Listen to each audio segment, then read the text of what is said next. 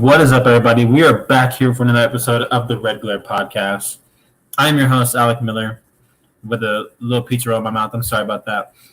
Joined as always by my main man, Paul. What's going on, What's happening, y'all? Hey, man, not much. We're in the thick of it. Playoffs are happening. Starting to see who is the real talented teams. Maybe some people who were cut out for it. But anyways, just summer's also getting hot around here. Had a random hellstorm in Houston. Yeah. I don't know what's going on, man. I don't know, but we're going to make the most of it and just talk some hoops. Absolutely, man. Yeah, it's getting crazy here in Houston. It's hot as hell. It's pouring rain right now, pouring hail, but everywhere else we got basketball going on. And the last time we were on live, we only knew that we were going to get the Nets versus Celtics. Every other series wasn't decided yet. It was almost decided, not decided. So since then, we've been in the midst of the second round of the NBA playoffs, and it's been a great NBA playoff so far. Back and forth series. We have a tied series over there in LA with the Jazz and the Clippers tied at 2-2. We got the Hawks yesterday just tied it up in a very close game against the 76ers over there. And then we have now the Nets and the Milwaukee Bucks, who are also tied at 2-2. And Kyrie Irving going down. That was kind of the biggest story in the playoffs. If you don't know, the Suns absolutely spanked the Nuggets, made the Nuggets look like they didn't belong. So I think there's no better place than to start right there. Suns, Nuggets. What happened to the Nuggets? Was it Nuggets being bad, having off series, or was it just the Suns are just that damn good? I think it's a combination, but specifically more on the guard side of things, on the 1 and 2s, because you basically had CP3 and Devin Booker against Campazzo and I'm spacing out on their guard's name before Morris came back. But yeah, man, I just think it was so lopsided on the guard play, and Jokic did what he could, but ultimately nobody else on the team really stepped up. Like, I was kind of hoping to see more out of Porter Jr. Like, I know last year he was kind of calling for the ball, saying he wanted more touches. And I feel like this was naturally like his chance to step up, dude. You had Jamal out. We kind of saw some flashes of it once Jokic went out in that last game. But yeah, I mean, ultimately the Suns just never really looked back. They always kind of had like a 10-point lead, no matter where they were at in the series. Booker's got it going on, man. There were several games by halftime he already had 20, and that's, bro. If he can keep up that shooting touch, I mean, look out, dude. Seriously, the Suns will be in the finals if he keeps that up. See, I think the Suns are just one of those teams that they're a complete team. They play hard-nosed basketball. They're not afraid to get into a drag-out fight, but they can also put up big numbers. They have guys like a CP3 who is inside the three is absolutely money, especially now that it seems like he's recovered from his shoulder injury that he received in the first round against the Lakers. DeAndre Ayton has absolutely come into his own. He was making, even though Jokic was doing great on the offensive end, he had absolutely zero answer for DeAndre Ayton. DeAndre Ayton's become one of those. He's become a centerpiece guy there in Phoenix. And like I said, Devin Booker, who a lot of people thought he was just an empty calories guy, was only putting up numbers like that because they were getting blown out every game. They were getting destroyed. But I think people underestimated this team, and they should have. Honestly, we should have seen this coming because of what we saw at the end of in the bubble last year. They went undefeated in the bubble, and they just barely missed out on the playoffs. They barely missed out on the playoffs. Monty Williams had this team absolutely ready for playoff basketball, and that was before CP3 was there. All of a sudden, you get CP3, and you have a 2 seed, maybe, and might be the better team because now that we've seen what the Clippers are kind of doing to Utah right now. So I think this team is so good, man. You have young guys like Cam Johnson, Cam Payne, that are really good. Campaign is one of those players, man. I think that if he's going to be one of those guys who's going to be an X factor in the finals, I think. And I mean, Jay Crowder, man. Jay Crowder, a guy who was missing so many threes in that Lakers series, man. All of a sudden, dude can't miss. Dude is actually having had a great series against the Nuggets. Was lighting up both Aaron Gordon and Michael Porter Jr. So yeah, I like this team a lot, and I think they are the clear favorites to win the West. And if Brooklyn is hurt, if Philly's hurt, could be the clear favorite to win the whole thing. Yeah, man, I agree. And I think my only question about the Suns is going to be like in the offseason with Chris Paul's contract. So, Chris Paul is, I want to say he's at least 35 by now. And he's basically in the same situation that he was in Houston. And Houston chose to obviously extend him, give him the Supermax. And, Rockets fans had mixed feelings about it. But I mean, he obviously played most of that contract, and he played at a high level, even though it wasn't for the Rockets. So, do you have any thoughts? Even though we're kind of jumping ahead to the offseason, do you think CP is worth trying to re-sign, or do you think maybe he'll just try and chase his bag somewhere else? See, man, that's tough, dude. Because he has a player option at the end of the season, and it seems like word is that he wants a long-term contract. He wants like a 3-year or a 4-year deal, which is totally understandable, like you said, from a guy who's 36 years old. But Phoenix, I would assume, has the cap to try to convince him. But it's one of those things where, like, if they get so close and just happen to miss out on a ring, whether they get blown out or they get in a close series and just don't pull it out. I mean, how hard would it be if you're Chris Paul to not stay? Right. Just to try this one more time.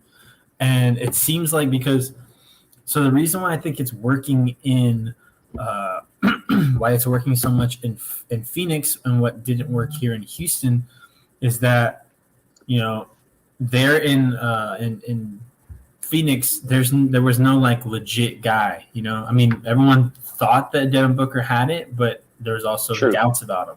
So CP3 got to come in and kind of take control of the locker room.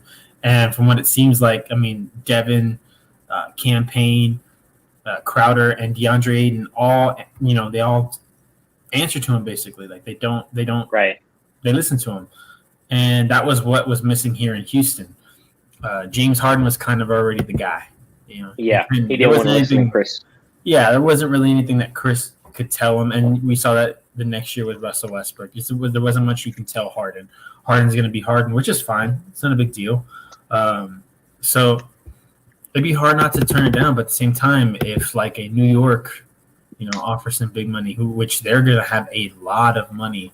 And their team's right there. Yeah, let me see what teams who have the NBA teams with the most cap. Most cap space. Here we go. Let's see. So, most cap space. You have the New York Knicks have most in cap space. They're going to have about $9 million to spend in cap space. Right, and they set themselves up for these types of off seasons with all those short contracts. Absolutely, and then all of a sudden, with what they did in the playoffs, how rocking Madison Square Garden was, it all of a sudden looks like a legit destination. It's not the same destination that Kyrie and KD turned down. Basically, it's something that people want. People want to go play in. I think, I don't know for sure. We haven't heard anything, but I think team players are going to want to play in New York. That's a definite maybe. The next team, Oklahoma City Thunder, you can throw them out basically. So really, New York's kind of the only one, because then you have the Charlotte Hornets, the Orlando Magic, and the Pistons, and none of these teams are going to be contenders. So none of those really make sense for him. Yeah, exactly. But you can kind of see New York being a possibility, and I mean Phoenix. they're gonna have a decent amount of cap space. You know, they're not hard capped yet, or they are actually hard capped at. But you know, if they can convince him to sign, I mean, to pick up the player option, tell him, hey, let's just do one more season. Exactly.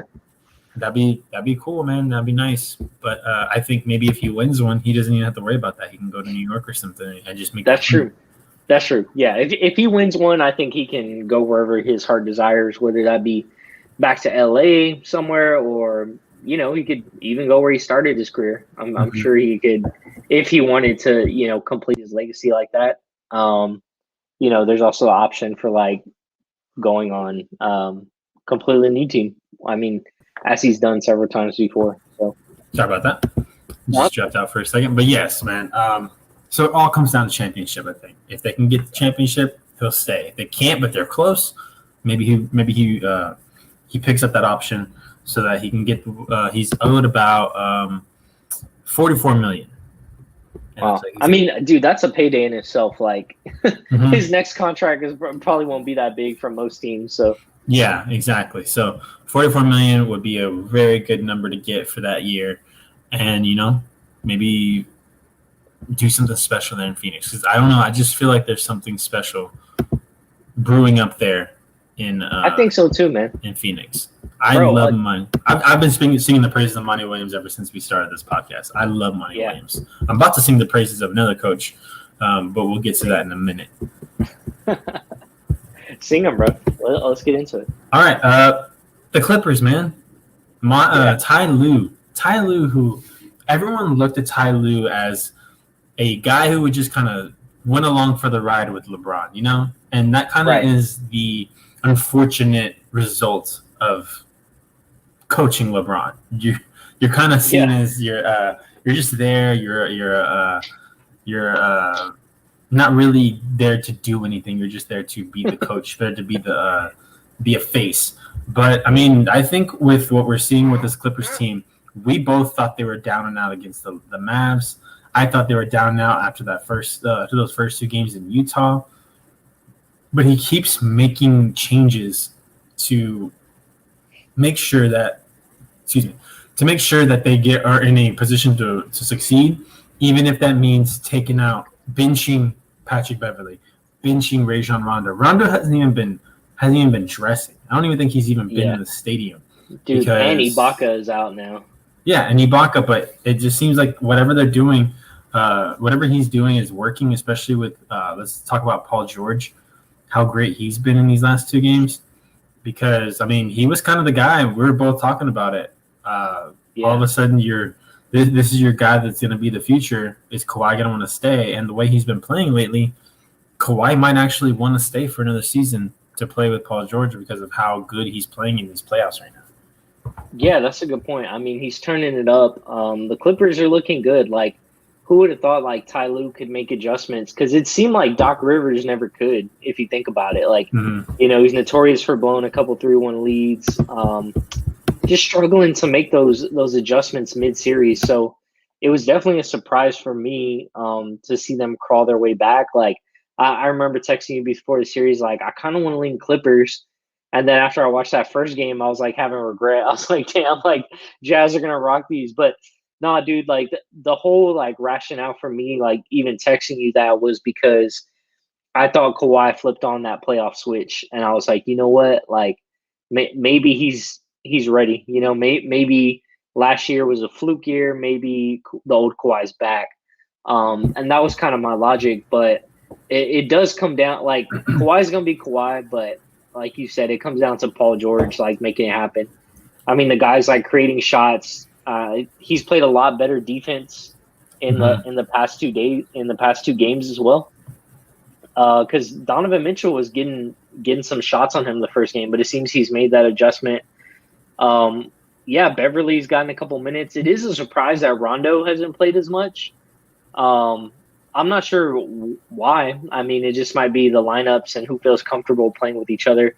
One person, like, I want to praise while we're on this topic is Reggie Jackson, because he's kind of been that X factor, like, Campaign. Even though Campaign's been playing better, but dude, Reggie Jackson just knocking down threes left and right, and I don't ever remember seeing him shoot this well in the past. So I think he's a big influence there. And yeah, man, it looks like it's going to go the distance this series. No, there you said key. Excuse me. There is the key right there. You said it'll go the distance because so far it's the exact opposite of what we got against the Maps. They couldn't buy a game in LA. They were winning in Dallas. It took that game 7 in LA. They finally turned the corner. So then they go to Utah. They start out so fast, and I thought they dealt put the nail in the coffin right away from the get go. Yeah. And then I lay down. I look at halftime. I wasn't even gonna watch the rest of the game. I lay down. I'm about to go to sleep. I check my phone. It's like a 3-point game. I'm like, okay, well now I gotta get up. And I even told my girlfriend I gotta watch this game. And she's like, you don't have to. I was like, no, I do. It's down to the wire. And then Utah ends up pulling it out, man. So I thought, and then again, game 2, they do a very good job of taking out the Clippers in game 2. Game 3 and 4 in LA, they blasted them. They made Utah look like they didn't even belong in the same team, in the same locker room as them. Now, my question is, because it kind of came down to Bogdanovich, Clarkson, Ingles, they weren't hitting shots like they usually do. Right. Ty Lue was using the zone very well to kind of neutralize Donovan Mitchell, who, in my opinion, is now a superstar. I'm okay saying that he's a superstar. People don't have to agree with me. A lot of people don't agree with me. I think he's a superstar. I think he is 100% the real deal, and Shaq really pissed him off. Yeah. But can the Clippers go into Utah, which I believe Utah actually had the most home game wins in the season. They won. I'm going to look up their home record and their road record. Utah Jazz home record. Type in Jazz home record. So, yeah, and that's a good point because the first round the Clippers had that game 7 at home, right? Mm-hmm. Because they were the 4 seed. So this one will be an away game. It would be an away game. So the Jazz this year were 31-5 at home. They only lost 5 games in that stadium. That stadium is rocking. We talked about Phoenix's stadium and how much I wanted to be in Phoenix during that series. Imagine being in Utah's stadium when it wasn't blowouts, when it was close and they were making that comeback. Dude, that crowd was insane. I think it played a big part in them making that comeback and winning. Now away, they weren't horrible. They were 21-5 and 15 at away. But when you're 31-5 like that, man, like that's a big deal. And the question is, can the Clippers overcome that? And that's going to be tough. And let's not forget, during that monster slam that Kawhi had last night, it looked like he tweaked his knee. So that's another story we have to look at. So can Ty Lue make the adjustments? Is this series going to go 7? And are the Clippers going to be able to take one? All they got to do is take one in Utah. You got to take one game in Utah. I think whoever wins this game in Game 5, I think whoever wins Game 5 is winning the series. So if the Jazz win Game 5 at home, the Jazz it's going to go 7, and the Jazz are going to win. If the Clippers win Game 5, it goes 6. Right? If they can take Game 5 and they go into LA and they close it out. I honestly think that's the way it's going to go. A young team. If Utah can get Mike Conley, it might be a different story. But definitely, I haven't heard anything about Mike Conley yet. Right. Yeah, I mean, I think you're right. Like, Clippers definitely can't lose Game 6 at home. Like, I don't see them winning in Utah twice, right? So, considering they lost 5 times, like you just said, I mean, the chances of you basically winning 2 are slim to none. So yeah, that's a good point. Like, it might just come down to tomorrow's game because, if you're the Clippers, if you can't beat them at home tomorrow, like, why would you be able to beat them Game 7 in even rowdier atmosphere? But yeah, we'll see, man. It's an interesting series. Like I kind of thought it would be shorter. I thought the Jazz might wrap it up shorter in like 5. Yeah. But yeah, I mean, either way, we'll see. So just a quick scoring update, a quick score update in Game 5 for the Milwaukee Bucks and Brooklyn Nets. They are in the second quarter, and it is 37-26 Bucks. So it's actually not too far away. It's an 11-point game. But thing is, Giannis isn't playing great at the moment, but I don't think it's a bad thing. It seems like he might be holding off. You have Chris Middleton has 11. Drew Holiday's got 8. Connaughton and Bryn Forrest both have 5. So and Giannis only has 6. That could be bad for the Nets if Giannis is waiting last minute to just say I'm going to take it to the hole. Right. I believe PJ already has 2 fouls, so he is not in the game at the moment. But before we get to that series, because I want to talk about that series, let's talk Philly and Atlanta real quick. What do you even think about this series? I mean, first of all, the Game 4 win, that was super impressive by Atlanta because Philly had them all the way down the stretch. Embiid kind of missed a layup there at the end, but I mean, yeah, dude. What impresses me about this is really Joel Embiid, because this guy had a meniscus tear, or maybe it wasn't major, but the guy's out there balling, dude. Like he's literally being a game changer. He's getting those boards. He's swan shots away. He's hitting threes.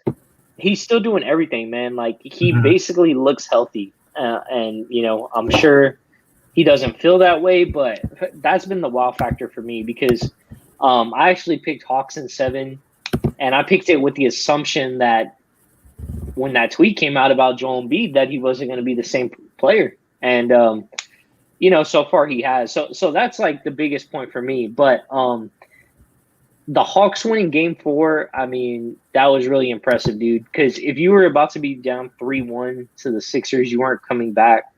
So I think the Hawks need to win the next game in order to win the series. Mainly to keep momentum as well, because things were looking grim there, man. And they almost lost Game 4. It was a thrilling win, but they almost lost still. And we'll just have to see, man. Like Joel looks fine.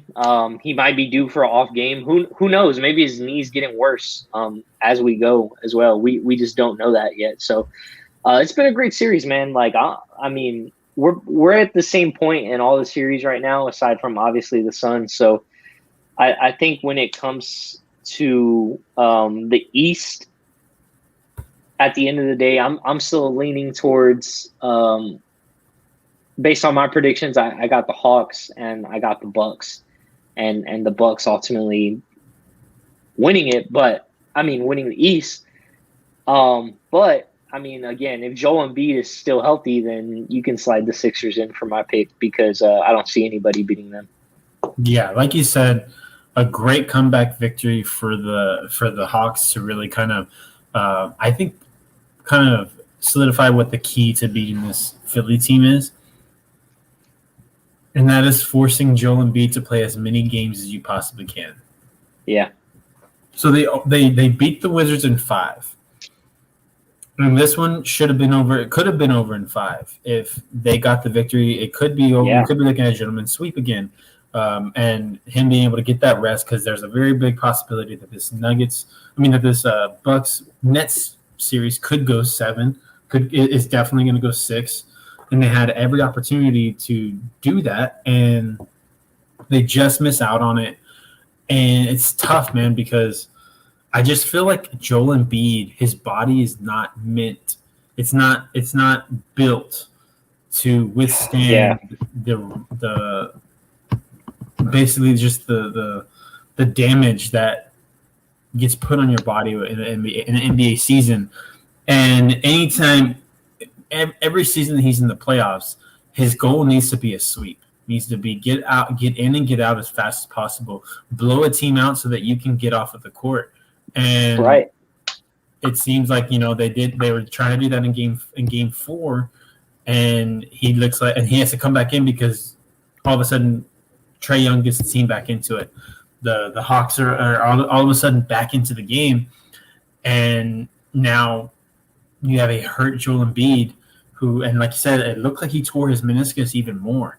Maybe it came up complete off the bone. The thing about a meniscus tear is you don't have to sit out, but it's very annoying, and it comes and it flares up at the most inopportune of times. So you can only imagine he's going up for a rebound, or he's going possibly during that layup that he missed. Yeah, possibly. He goes up for that layup. All of a sudden, that knee kind of, when he goes up, turns a certain way, or just that muscle grinds against the bone in a certain way and causes him to miss that shot. And that's tough, man. It sucks because I like Joel Embiid a lot, but I just sometimes your body's not built for this game. Let's talk about Yao Ming, Greg Oden, a lot of guys that didn't have the success that he had. Yao obviously had great success, but never had playoff success. But to me, he's the shining example of what happens when your body can't handle the rigmarole that you're going to go through in the NBA season. And Joel Embiid is kind of starting to get that with me. But when that happens, Tobias Harris needs to step up. Seth Curry needs to step up. Those guys got to step up when they see that Joel Embiid is hurt, take more shots. Joel Embiid, Tobias Harris, I think he shot like 58% or 50-something%, over 50% from the field in the last game, and he doesn't shoot anymore. And the thing is, when your guy goes down, you need to shoot. You need to kind of take over the responsibility and take the slack off of him. And Tobias Harris didn't do that. I know everybody's going to complain about Ben Simmons, and I'm tired of hearing it. It's ridiculous because they're all like, I just want him to shoot. He just needs to shoot. Well, if he starts shooting and he starts missing, then you're going to complain about the fact that he can't hit a shot. It makes no sense. You're hurting your team when you throw up stupid shots like that. I think Ben Simmons is doing exactly what he's supposed to be doing. He's locking people down. He's He's doing a great job on Trae Young. He's doing a great job on Herter. So, Ben Simmons, keep doing what you're doing, man. You should have been the Defensive Player of the Year. They're going to give it to Rudy Gobert every year because he's 7 feet tall. But, dude, he was the clear-cut Defensive Player of the Year. Yeah, I think people need to respect and appreciate Ben Simmons' game in a different way. Like, not every NBA All-Star has to have this same skill set where they can score, they can shoot from deep, they can play perimeter D. I don't really think that's what Ben Simmons is, and I don't think we should exactly expect it from him. Like you mentioned, be an elite defender, attack the paint, get out there on the fast break. That's what he's good at. I would like him to try a couple threes, but I don't think you can expect the guy to become a consistent 3-point shooter at any point in his career if he's not that already, So, taking it is one thing, but, let the guy focus on his game. That's why you brought in Seth Curry. You know what I mean? Joel Embiid knows how to knock down threes too, man. Tobias Harris. All these guys can shoot, so I'm fine with Ben Simmons the way he is. I think – look, I hate to bring it up, but I also blame Doc Rivers a bit. Doc Rivers has to close out these series, man. You could have been up 3-1, dude, and we all know Doc has blown leads like that before, but he has the talent to make the adjustments. In Atlanta, you literally have Trae Young, you have Bogdanovich, and there's other great pieces, but you have to be able to limit their opportunities, man. Yeah. Philly has one of the better defensive teams, and you also have Ben Simmons and Tobias Harris and Joel Embiid. You got to neutralize Trae Young somehow, man. So that that's kind of my thoughts too. Is I think Doc needs to also step up to help them close it out. You obviously can't depend with you can't depend on Joel Embiid to do everything. If we all know he's hurt, you got to make some adjustments. Absolutely. So yeah, that's what I'll be looking for the rest of the series.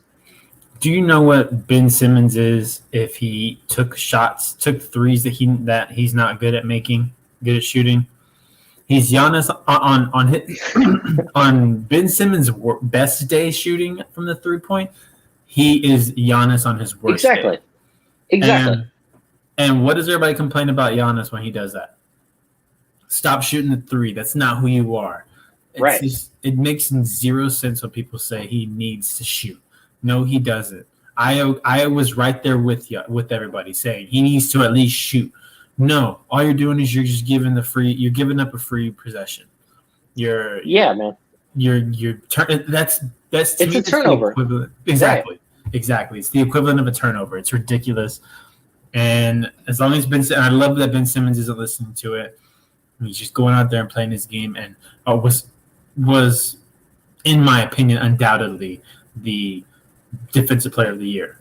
Unfortunately, they gave it to Rudy Gobert, but I don't have a vote, so it is what it is. But I mean, to me, if Philly loses the series, it's not on them, man. I mean, it's not on Ben Simmons. It'll be on Embiid's health and on Doc Rivers' ability to make adjustments. He doesn't seem like he's able to do that. So I don't know, man. I picked Philly in my finals, but if Embiid's hurt, I don't think they get past the Hawks, and then ends up being a Hawks Bucks. Which would be crazy. Conference, which would be crazy, but most likely it'll be like a gentleman's sweep for the Bucks, I think. Yeah, I mean, because you could think of like the series are similar in some sense, right? Because like Harden was out, now Kyrie's out in the Brooklyn series, so the Bucks are at full health, kind of just wearing these guys down as the series goes along. So it's kind of similar. Like the more games that the Bucks play the Nets, it might work out better for them because they're just calling back in, they're tearing up that paint, weakening down some of those guys like especially KD. I mean, KD's the tallest defender on the floor for Brooklyn, and I mean he's gonna get his ass busted, bro. Like, yeah. I mean, there's just no way you can stop all those guys in Milwaukee, like Brook Lopez, Giannis. I mean, those guys are monsters in the paint. So, we always underestimate it, and sometimes we make predictions, and it's like assuming everyone is healthy, but we see it all across the league right now. Like everyone's a bit, just injured. Embiid, you got Kyrie. I mean, who knows what we can expect from Harden? Donovan Mitchell kind of tweaked something. Kawhi kind of tweaked something. Chris Paul is getting off the injury. I mean, really, the Suns look like the most complete and healthy team right now out of everyone. So, that's something to take as well. Yeah, man. The thing about sports, man, especially once you get into the postseason, is you got to understand everybody's playing hurt. Nobody's 100% by the time you get to the NBA playoffs. Athletes have said you're not 100% when you get out of training camp. The day one of training camp, you got some kind of nagging injury, right? And the point of the playoffs is to figure out who's got that dog in them, who can keep going, who can fight through that pain and get on the court. And so far, what we've seen is that it is Phoenix. It is Chris Paul at the moment that can do that. Chris Paul hurt that shoulder, came out swinging, didn't go down. Literally told Monty Williams in, I think it was Game 5 or Game 4. I think it was Game 4. He told him, "Play me. If I suck," I think he told him, "If I suck, take me off and take me off the court. But let me get out there and play." And that's what we need from these players, man. We need these guys. We need that from a James Harden like we're seeing tonight. And he doesn't look bad. He doesn't look good either, but he doesn't look bad. So, he's got 3 rebounds, 2 assists in 18 minutes so far. Jeff Green, the dude, is the one that's balling. He's got 15. Harden and Durant's got 14, which is not good when you have 37 points and half your points come from Durant and Jeff Green. Not going to be a good night. But let's go ahead and get into that series, man. And Mhm. I told you I had a kind of a hot take because I've seen it all around. I'm kind of getting annoyed with it. As soon as Kyrie Irving gets hurt, everybody, everybody is saying Nets aren't going to win a game. Nets aren't going to win another game. But then all I heard when KD was on the Warriors is that he was the best player in the league. That he was the guy. That he was that he was about to that he was trying to supplant LeBron James. So why is it that when this dude, when LeBron has two guys go down, Kyrie and Kevin Love, against one of the best teams of all time in the Warriors, everyone's saying that you still got to pull that off, LeBron. You're the GOAT. You're the greatest. You're supposed to be the greatest of all time, and you can't pull that off. MJ would have pulled it off. Why do we get that? But KD loses Kyrie and James Harden, and all of a sudden we're saying like, well, he doesn't have any help. I've gotten so tired of this narrative or this like kind of lopsided thing where it's not everybody gets the same breaks. LeBron doesn't get the same breaks as KD. James Harden doesn't get the same breaks as KD. Sorry. Let's say James Harden doesn't get the same break as a Joel Embiid. What is up with these narratives that the media creates? And I love it because as soon as Harden and Kyrie goes down, they're trying to flip the narrative. They're trying to say like, oh, KD can't do it. He can't do it. So that basically if he does do it, oh, he's one of the greatest of all time, And it's just I don't understand it. I feel like we are very soft on KD. We're not allowed to talk about KD because if we do, then he's gonna tweet you back from a Dan Burner account. We're not allowed to say that he's had too much help. I still don't count those 2 championships in Golden State because personally, and everyone says that KD was the best player in that first championship. No, he wasn't. 100%. LeBron James looked like a man amongst boys during that championship. I know he got. I don't think he got. I think it was a gentleman's sweep. No, actually, it was a sweep. It was when it was when the Warriors swept them. And everyone was like, oh, LeBron this, LeBron that. To me, LeBron was the MVP of that series. He was like a man amongst boys. The only problem is there was no Kyrie, no Kevin Love. He was basically out there doing it by himself against 2 MVPs, basically 3 MVPs because Curry was a 2-time MVP and KD was MVP. One of the greatest shooters of all time in Klay Thompson and a bunch of guys that knew their place in the team. I don't understand it, man. I'm not letting KD off of the hook with this one. KD, if you're that guy, go out there and do it. If you're that guy, go out there and win 1 game or win 2 games. So all you got to do is win 2 games. And everyone's telling me all of a sudden that one of the top 10 players of all time can't win 2 games. I don't know, man. It doesn't sit right with me. Yeah, I mean that's a good point. Like you said, win 2 games. Like at some point, if you are the best player, you have to win some games. And obviously you can't do 1 on 5, but you can influence the game enough to win it. And bro, props to Joel Embiid. We just finished talking about him. I feel like he's created those wins in that series for them. You really see it coming from him. You see the energy, driving through him, driving his teammates. Mm-hmm. When it comes to KD, man, I thought if he would have won with Kyrie, it would have been an impressive title. Once Harden got traded to Brooklyn, most of that feeling went away because, in my opinion, it's like, well, it's a bigger story to me if you can't get it done than if you do get it done. And that's exactly how I felt when he was on the Warriors. I mean, first of all, you had a championship nucleus and you joined them. We all knew the Warriors were going to win, man. Let's be honest. Most sports shows, most people's gut feelings, we thought, well, the Warriors are going to win this year. And they did, LeBron, I guess, made it interesting, but ultimately we knew how that movie was going to end. And, okay, whatever. So when KD left for Brooklyn, I thought it was a cool move. I thought it was different. It had good vibes to it.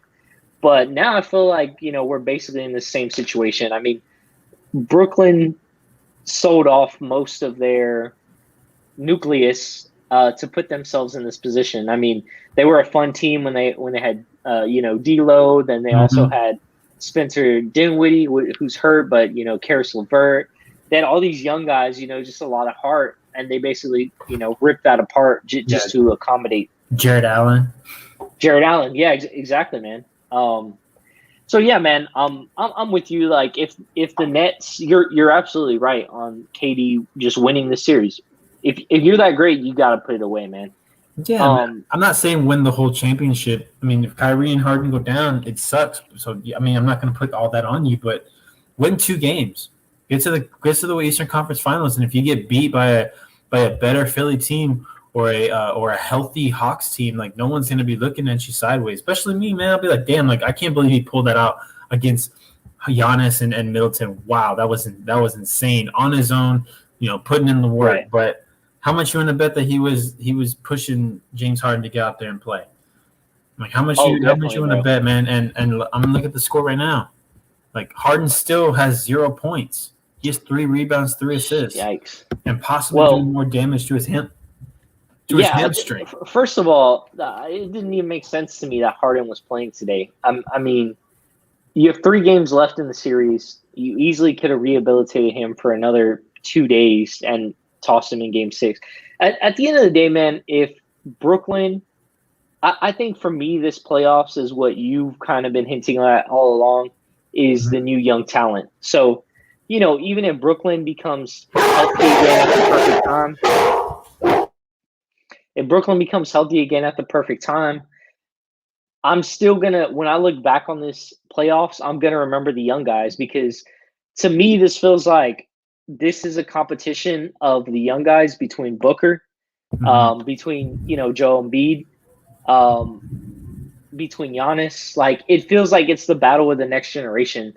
And if KD wins with another super team, I mean, you won it, but at the same time, like, who did you really impress? Because the people who are impressing me right now are Donovan Mitchell and Devin Booker. You know what I mean? Yeah. So even that's Kawhi just right how I now. feel. Kawhi and PG. Exactly. Those guys right after LeBron and KD is Kawhi, and Joel Embiid after that. So yeah, that's kind of how I'm leaning towards these playoffs. If the Nets win, it's kind of like a yawn for me, but it was a great season. So I'll appreciate it for that. Yeah, I'm right there with you, man. So let's talk about who do you think has the most to gain from winning a championship in these playoffs? Look at the top superstars. So we'll start with Phoenix, because we know they're gonna be in the Western Conference Finals. Yeah. Out of that team, who do you think gains the most from a championship win? Is it the young up-and-comer, Devin Booker, 23 years old, who has been on a bad team for so long, finally gets one really good player to come over there, and all of a sudden they're breaking the mold and killing it? Or is it the 36-year-old Chris Paul, who just could never seem to be healthy in the right moments, finally getting his kind of recognition, his props, and being seen as probably the second greatest point guard of all time behind Magic? I'm going to have to go with CP3 for that last thing that you mentioned, because I think him winning that title does put him basically right there behind Magic. I mean, there's other great point guards too, but when I just think of that legacy of the best point guards of all time, he easily moves up there. It kind of reminds me of like a Brett Favre, Peyton Manning winning those first Super Bowl titles. Like, we always knew they were great quarterbacks, but once they got that stamp, and bro, if the Suns win it and en route, like, CP knocks out LeBron, like, finally, and is able to win it, yeah, man, I think that's as impressive as a resume as ever. Devin Booker, since he's still so young, and that'd be huge for him too, don't get me wrong, but since we do know he has plenty of years in front of him to, like, win it again, that'll be cool. But I got to go with CP3 on that question. What about you? Yeah, CP3, man. I think CP3 probably has the most to gain at all the players in the playoffs at the moment. Yeah. He's kind of been seen as a guy who can't get there, can't win it, And I think everyone at this point is cheering for Chris Paul. There's not one person in the world not cheering for Chris Paul. So, yeah, CP3, 100%. Let's go to the Nets. Let's go to the Nets. Who out of those three, is it KD finally doing it without the Warriors? Is it Kyrie, who can say he did it without LeBron? Or is it James Harden, who just had just barely missed out on the finals one year and probably would have won it if CP3 was healthy? Who do you think out of that team would have the most to gain? I'm gonna go with Harden, mainly because some of the reasons I told you about KD. Like, if KD wins it, I'm still unimpressed, if I'm being honest. Like, you won another title with the super team, and it's cool, but to me, the biggest challenge for KD was his injury. If anything, I appreciate his recovery from that more than him winning a title again with the super team, because that's just not like fully entertaining anymore. So, and then Kyrie, same thing, is like, I've seen him in the similar role with LeBron kind of help win that championship. Mm-hmm. So for me, it naturally leads to Harden, and it also makes me think like it also will. We'll always have this discussion of like, well, like maybe he did the right thing by leaving the Rockets then, since he won the first year, right? Yeah. Maybe he saw more than we saw from the outside looking into the Rockets organization. So because of that tie as well to the Rockets, that's why I think Harden is kind of the most important player to benefit from winning a title on Brooklyn. Okay, now I'm going to give you three names. I want you to tell me which one you would put. Give me an order. Okay. Let's go to the next five players that I can think of. We'll go Paul George for the Clippers, Donovan Mitchell, Joel Embiid, Giannis Antetokounmpo, or Trae Young. Who has the most to gain from a finals win? Sheesh, bro. I'm gonna give you an order. No, least one that matters the least out of those five. I'm gonna go. Okay. I'll go first. I'll say out of those five, the one with the least to gain. Hold on, let me make sure I got it. Trae Young, Giannis Antetokounmpo, Donovan Mitchell, Paul George, and who was the last one? Embiid. Okay. So at five, I'm gonna go Paul George. Yeah, I was actually thinking the same. I think Paul George, because he'll have to do it. It won't be by himself. I think he'll be one of the more important reasons, but not the most important reason. Right. Kawhi would probably be the most important reason. Ty Lue will probably be the most important reason. So for that reason, I'm gonna go with Paul George at number 5. And you would go the same? I would go the same, and that's a good point. Like, for contrast, right? Just look at Kawhi in the situation the same as KD. Like, if the Clippers win it, to me, it's so much more impressive that Kawhi was able to win it with just Paul George versus KD with Kyrie and Harden. And like, it puts Kawhi back in that greatness discussion for me, compared to KD. Like, but yeah, I think Paul George, mainly because most eyes aren't on him if they win it. And then probably my next one after that, this is kind of difficult, but it's only because – okay, hold on. All right. We said Trae Young, Joel Embiid, Giannis Antetokounmpo, and Donovan Mitchell. Those are the 4 left, right? I'm going to go with Donovan mainly because, like, he's so young and he has a complete team around him. Okay. See, I'm going to go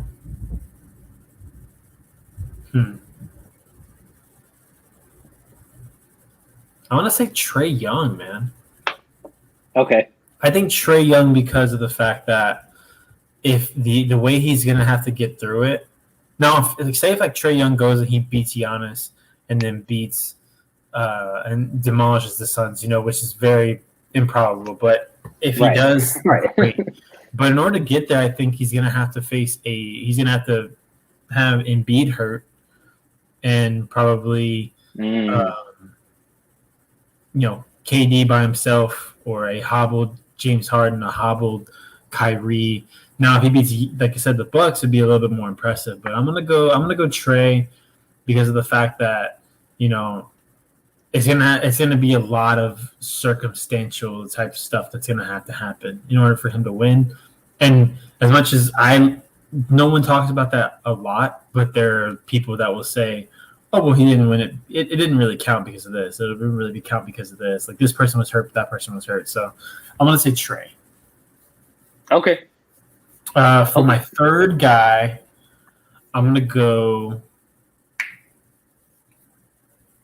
say Embiid. I'm gonna say the same.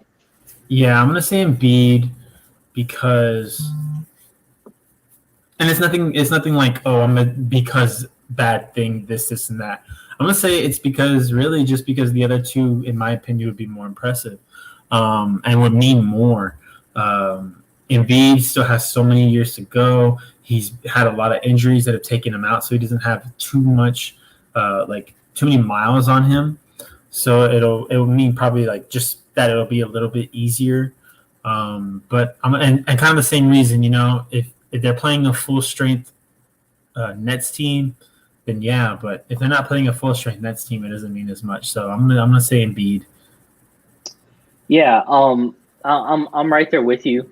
I'm gonna slide to my 2 back to Trae Young. Like the reason I'm putting Trae Young at 2, and that's a fair point with injuries because I wasn't thinking about that, but I was just kind of thinking of the headline like if Trae Young were to win the title based on like everything we thought in the beginning of the season, it'd just be more of a shock than like anything. So that's kind of why I'm thinking Trae at 2. Yeah, what do you think for 2? So for my 2, basically for the same reason that you put Trey. Donovan Mitchell, it would be insane. No one had any idea that this team was going to be this good. I definitely didn't.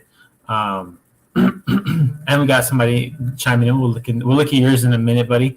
So yeah, I just think that it'll be one of those things where it's just like no one was expecting this Utah team. I'm looking up the most NBA championships for teams. Hold on, teams. I don't even think the Utah Jazz, they haven't been since losing to MJ. They're seen as kind of like a lesser organization, I think. No one wants to go to Utah type stuff. But if Donovan Mitchell, after hearing what Shaq said to him, basically, it would be a huge story. And, everyone will be leading with that. We'll be leading with the fact that Shaq basically said what he said, and he ended up taking the team to the finals and winning one. So I'm going to say Donovan for basically the exact same reason you said Trey, all headline. Okay. Now the next one is Giannis, man. And just like Right. you, Giannis. It's just he's been seen as one of the top 5 players for how many years now? He's only, I want to say he's 20. He's in his early 20s. Giannis age.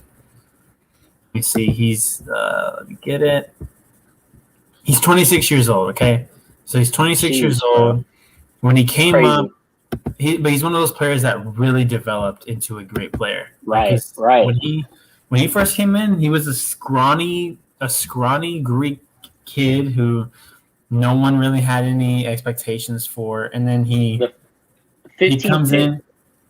Yeah, the 15th pick and stayed with the same team, and has done as much as he has done. So it would just be a great cap on a career for him, and it's not over. He's got plenty of years to go, but just to finally win one would be like a huge weight off his chest, and he can just focus on being the best player and becoming one of the best players in the league. But I think that that championship thing has got to be weighing on him for sure. Yeah, man, he's not exactly even at the midpoint of his career. Like he has a lot of years in front of him. So, but he has championship expectations, man, because most people do think he's a top 5 player in the league. So, I think another part of this that's important for me and why I put him as number 1 is the whole small town vibe and re-signing with Milwaukee and sticking it out and winning it there. I just think that would be great for the NBA to have Giannis win it out of Milwaukee. To, he didn't have to join a super team. He didn't have to go to LA. None of those things. Just kind of committing to it, like you said, developed from scratch, just like a Steph Curry, just like Klay Thompson and all those guys. The Warriors core. He basically would be doing the same, creating something new, a new way for the Bucks. He might even get another star player to join him, once they kind of move some of those other guys in the future, maybe Drew, maybe Middleton, they'll sizzle out in a couple years and one of them will be moved. So, yeah, man, I think like it would be huge for Giannis. I think most of the NBA is expecting him to win a title at some point. Most of us people who really love basketball are still unsure if he could flip that playoff switch. So if he was able to do it this year, and the Bucks are healthy, man. They're like the Suns. They're healthy. They're a healthy squad. So I think it'd do wonders for him, man. And to also kind of, when Kawhi beat the Warriors, the Warriors were injured, but it kind of felt like Kawhi kind of slayed these guys. Like he stayed composed. He put the team on his back. So I feel like it sucks beating like an injured team, but everyone would give Giannis a ton of props because he still went against the super team and was able to beat him. So that's my thoughts. All right, and we have Bruce Boyd here weighing in with his thoughts.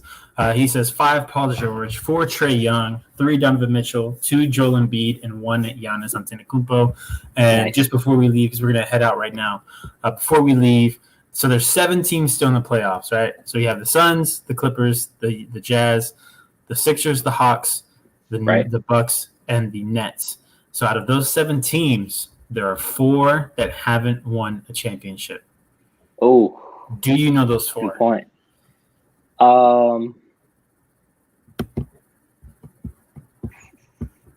So, damn, that's a good question. I'm gonna just go ahead and take a guess because I honestly am not sure. Is it? Well, I could guess one, the Clippers. That's one. That's one. I'll say Clippers, Suns, That's 2. Hawks. They have one. They have okay, then I'll just guess one more. I'll take the L on the one. Okay. The other one would be Brooklyn. Brooklyn's 3. So that's 3. Okay. The one that you're missing is the Utah Jazz. The Utah Jazz. So, and think about it, all 4 of those all have a legit chance to win it. So it's an exciting time. That's going to be it for tonight, guys. Thank you for tuning in on the show. I'm glad that we're back. Hopefully we're back next week with some conference championships, conference finals matchups. Hopefully we'll see. But until then, you can find me on Twitter at AlecMiller0423, and you can find Paul Trinidad at Black McLaren on Twitter, but also at PL Trinidad. Anything else you want to plug before we head out, man? No, not much, man. Like, I know it's been a rough week for both of us, dude. And for me, like, I just want to drop a line. It's like, when there's a will, there's a way, man. And, today I was trying to complete some work. I was desperate for somebody to help. And, I found somebody, and it was just shocking to me. And I just realized by, setting a goal and just pursuing it, not worrying about failing, sometimes you'll be surprised you succeed. So, just want to throw that out there, man. Just trying to share some good vibes with everyone. Absolutely, guys. Set a goal and you can achieve it. I promise. The only thing I want to plug is tomorrow night we're going to be doing me and Jesus will be on the ANS podcast doing a recap of UFC 263, which was it 263 or 264? I can't remember. I think it's 264, but it was the two championship fights: Brandon Moreno versus Davison Figueiredo, and Israel Adesanya versus Marvin Vettori, and we got to witness the very first Mexican-born UFC champion in Brandon Moreno be crowned. So congrats to Brandon Moreno. Congrats to the Mexican people for that awesome achievement. And, check us out tomorrow night at about 9:00 so we can talk all about that and more. So thank you for joining us tonight. I appreciate it. Thank you, Bruce Boyd, for jumping in the chat real quick. I appreciate you, and we'll be back next week, guys. Peace out.